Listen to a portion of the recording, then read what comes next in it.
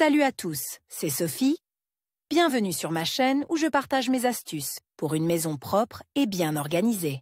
Restez avec moi, on commence tout de suite. Les produits en or ont toujours eu une grande valeur et étaient très demandés. Ils sont traditionnellement considérés comme un investissement fiable, non soumis à l'inflation. La valeur des bijoux en or est composée de valeurs artistiques et historiques, seuls des experts hautement qualifiés peuvent les déterminer, ainsi que d'une valeur métallique directe, qui dépend de la qualité et du poids du bijou. Nous verrons dans cet article comment vérifier l'authenticité de l'or. Voici à quoi ressemble la réserve d'or standard de nombreuses familles. Avant de savoir comment vérifier l'authenticité de l'or, il faut d'abord comprendre un peu ce que c'est, comment il est étiqueté, comment il diffère en apparence et en propriété dans la composition des différents alliages. Quelques mots sur l'or, ses qualités et ses alliages. L'or appartient au groupe des métaux nobles, précieux. De par ses caractéristiques physiques, il est mou et plastique, sujet à la déformation et à l'abrasion rapide, et coûteux, de sorte que l'or n'est pas utilisé pour la production de bijoux à l'état pur. Il entre dans la composition d'alliages avec d'autres métaux,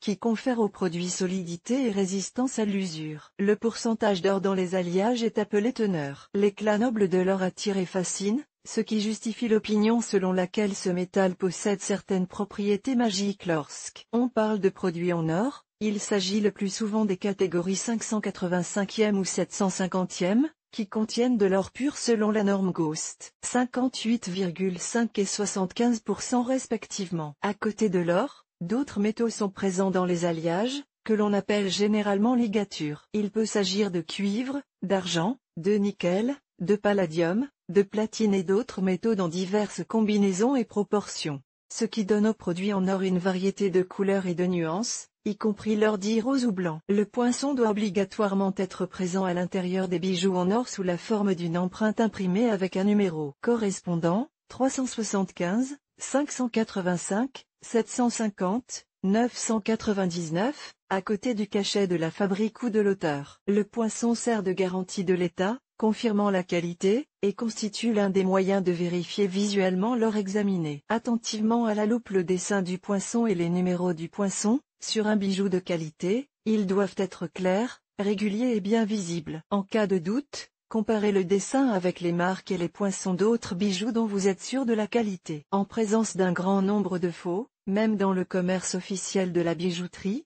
l'achat d'objets en or dans un magasin, chez un prêteur sur gage, et plus encore de la main à la main, vous devez connaître d'autres possibilités pour vérifier l'authenticité de l'or. Comment tester l'or à la maison? Il faut immédiatement reconnaître que la tâche consistant à tester l'or à domicile est assez complexe et ne garantit pas toujours un résultat fiable. Dans certains cas, vous pouvez détecter un faux flagrant à l'oreille, à l'œil, à l'odeur et à la dent. Chers lecteurs, abonnez-vous à notre Telegram, vous y trouverez des informations utiles sur l'entretien de la maison et pas seulement. Accédez à la chaîne. Si vous mordez de l'or véritable, il doit laisser une trace de dent en creux. Plus la qualité est élevée, c'est-à-dire le pourcentage d'or contenu dans le produit, plus il est doux. Pour protéger vos dents, vous pouvez essayer de frotter avec force une pièce d'or sur le verre. L'or ne laissera pas de traces, mais les métaux plus durs, s'ils sont présents dans la composition, feront une rayure. À l'œil, ou mieux à l'aide de la même loupe, vous devez examiner attentivement les joints aux endroits de connexion des pièces, les liens de tissage, l'insertion de pierres. Sur les articles en or, les zones d'assemblage se distinguent par la couleur plus vive de la soudure. La soudure est réalisée avec de l'or de qualité supérieure, qui est plus facile et plus rapide à fondre. Sa couleur peut différer légèrement de celle de l'alliage de base. Si vous ne craignez pas d'endommager le produit, limez légèrement la surface. Au lieu d'une lime,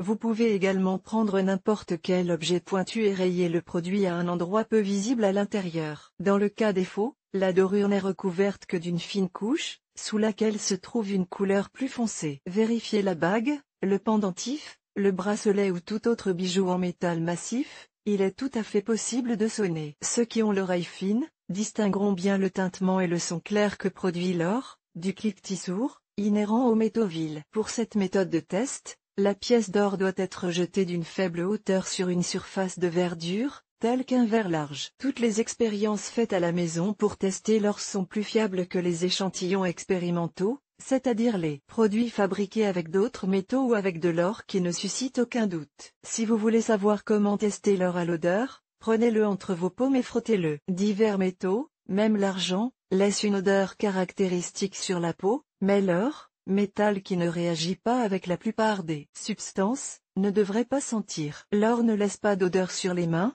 même en cas de frottement intense, car il n'est pas sujet à l'oxydation. La présence de fer et d'autres métaux dans les faux, compte tenu de leurs propriétés physiques, peut être déterminée à l'aide de moyens improvisés. Par exemple, un aimant puissant attirera le fer à lui, mais pas l'or. Si vous jetez un bijou en or dans un verre d'eau, il coulera rapidement au fond, alors que les métaux plus légers peuvent couler beaucoup plus longtemps. La chimie à notre service. L'or ne s'oxydant pratiquement pas, pour vérifier son authenticité, il faut utiliser soit des acides qui réagissent avec d'autres métaux, soit de l'iode. L'un des rares produits chimiques au contact desquels l'or réagit est l'iode banal, que l'on trouve dans toutes les armoires à pharmacie. Ceux qui sont prêts à utiliser la méthode, comment tester l'or avec de l'iode, doivent être très prudents, car l'iode devrait entraîner une réaction avec l'or, un changement de couleur et l'apparition d'une tache à l'endroit du test. Il faut donc frotter légèrement avec une lime ou du papier de verre sur une zone peu visible de l'intérieur afin d'enlever la couche externe de dorure. Sur l'entaille ouverte, on laisse tomber de l'iode et on le garde littéralement 1 minute, puis on l'essuie avec un coton-tige ou un chiffon doux. Sur l'or véritable doit rester une tache, qui doit être nettoyée immédiatement avec du dentifrice ou une solution de soude. Pour en savoir plus, consultez notre article Comment nettoyer l'or. Au lieu de l'iode, vous pouvez utiliser un crayon de lapis acheté en pharmacie,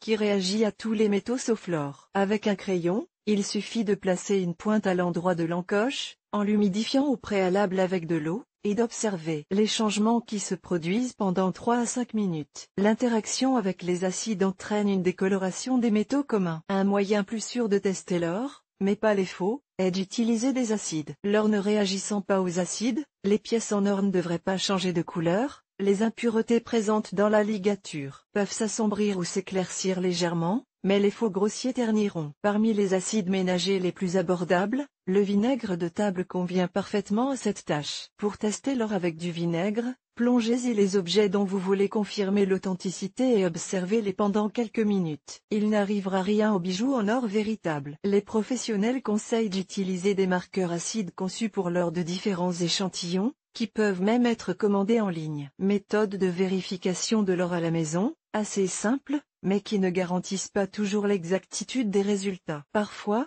on ne peut se passer de l'aide d'évaluateurs expérimentés. Ils savent comment tester l'or à l'aide de réactifs et d'équipements spéciaux, tels que l'analyse spectrale. Pour ce qui est de la vérification de l'or acheté à des inconnus dans un passage souterrain, il est préférable de ne pas l'autoriser en principe. La probabilité d'avoir des ennuis dans ce cas est bien plus élevée que celle de s'enrichir aux dépens des reliques familiales d'autrui. Nous vous proposons de regarder une vidéo sur le sujet de l'article. Olga Poliakovskaya. Olga Poliakovskaya est une experte en matière de ménage et un maître des chefs-d'œuvre culinaires, d'après ses parents et amis. Elle a l'habitude de se fier à son bon sens, à son expérience du monde et à son intuition féminine.